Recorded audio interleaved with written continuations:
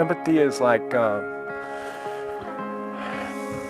I connect with those things that have happened to me, you know, or have almost happened to me. Like, it breaks my heart to see somebody, like when the economy turned over, you would see a lot of people, the sheriffs moving people out of their houses and they got kids and stuff. Now that to me is heartbreaking, you know, but I can't say that I had this big empathy for what's going on in the world, whether it's a narrow view or not, or whether it's God's leading me to certain areas, you know. So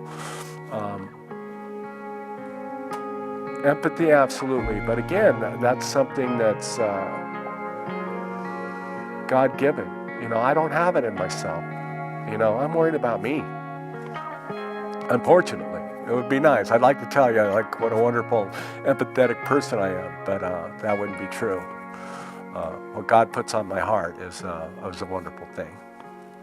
I guess for me, thinking about empathy and thinking about addiction, and the way we medicate our pain, I think it's so sad and I don't know how to change it, but maybe as a community we can figure out how. But to be able to, and this, talk about a bad selling idea, you know.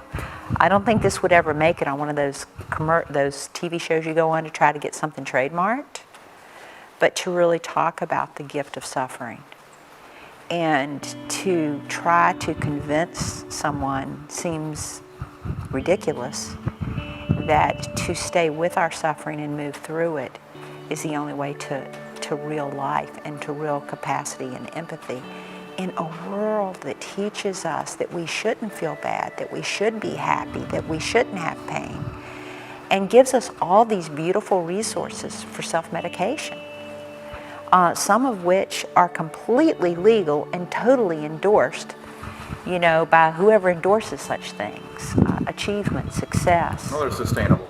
They are sustainable. They're just not life-giving. And so I'm not a particularly empathic person, but on those flashes of clarity when I have had that, it has always been birthed out of great suffering. We have been sold a bill of goods. And the beauty of empathy is the economy can be in the toilet and we can still have empathy. We can have suffering, some at our own hands, and still experience the gift of empathy. And I think once we've got it, had a moment of it, we really never want anything different. But then here's the thing that's completely unsellable, is you have it for a moment and then you grow forgetful. And so that's distressing. And distressing leads to brokenness and humility, and voila, we find ourselves back at step one, or at the bottom again. And it's a great economy of life. When do we win? We don't win! Oh, no! I mean, you know, I think that's why empathy and compassion have to be told in stories, right? I mean, it's not like, here's the clinical definition of empathy. I feel the feelings of it. I have to tell you a story where I was undone by compassion, or where the empathy, the other person beheld me, got me, received me in a way that is ineffable and that I can't explain, but opens up my life and possibilities and hope, rather than creates a space of defendedness.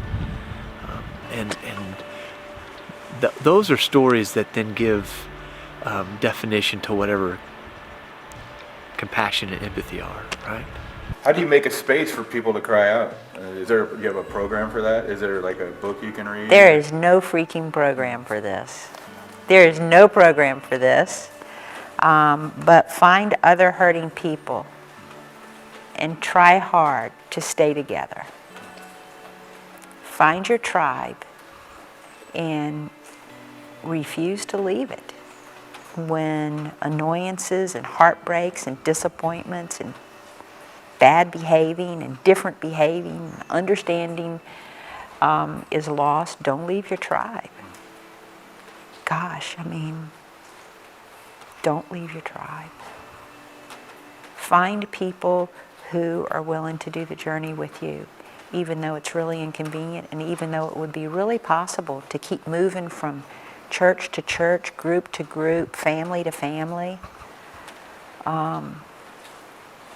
Stick together.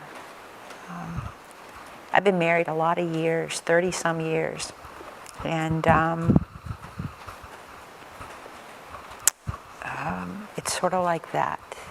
In 30 some years, you don't live those years as in a covenant relationship without sometimes fantasizing about how you're going to move beyond that. And I'm not talking about divorce. I'm talking about forgetting to connect and care.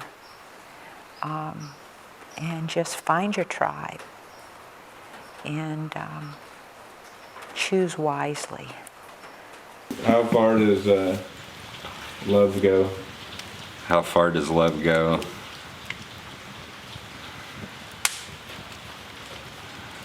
I know it goes further than brokenness, further than my inability to control. And it's one of those things that the further it goes, the bigger it gets. It doesn't get diminished with its travel. It gets multiplied. And it goes into hell. Love goes into hell.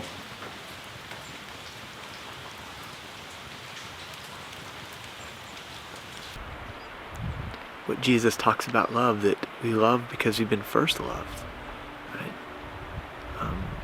That out of being loved and out of being accepted, I can accept and love other people. When does that first love activate? For me, it was in my 5th step when I told all of my secrets to someone. Because my secrets would tell me I might perform really well. There may be folks in my life that say, I love you. I'm not able to receive that love because my secrets continually tell me if they only knew, if they only knew, if they only knew. In my 5th step, where I spoke out of my mouth this inventory, I'd put everything on the table. And there was no way I was going to be loved. No way I could claim love, right? It had to claim me because I was, it was indefensible. What I had done, who I was, where I had been, was indefensible. I had no ground to stand on. And so that's where love, I think, had to claim me. That's where love claims us all. If God is love, and you ask how far does love go, love is in pursuit of me all the time. And I can choose to turn around and see it, or I can choose to run as fast as I can away from it. And the most beautiful thing is, like, my flesh is running from it, my spirit is running toward it, and that's just a battle my flesh isn't going to win.